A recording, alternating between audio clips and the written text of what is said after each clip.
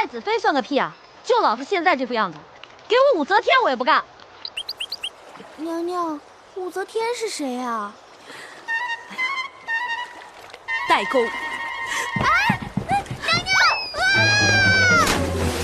救命啊！我不会游泳，我要淹死！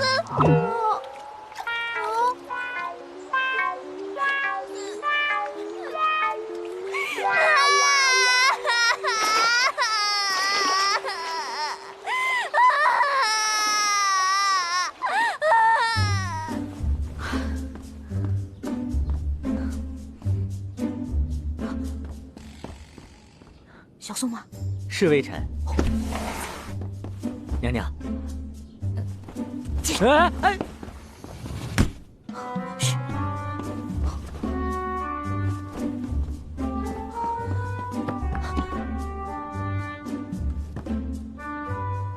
实在是症状罕见呐。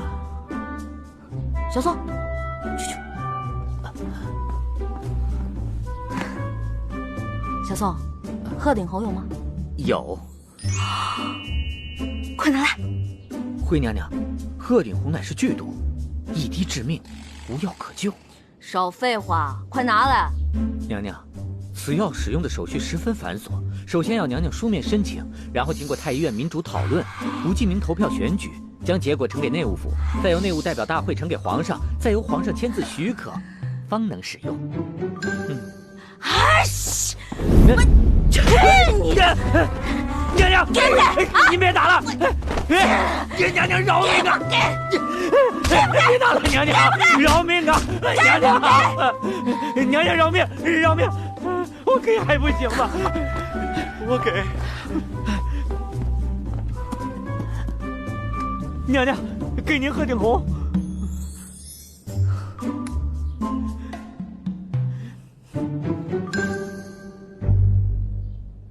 啊，娘娘，娘娘别打了！哎呀，娘娘饶命啊，饶命啊，娘娘，您别打了，娘娘，饶命，饶命啊！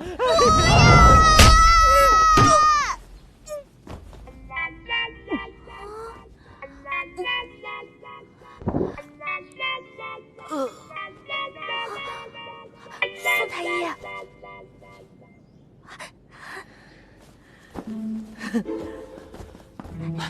我终于要死了！我终于要死了！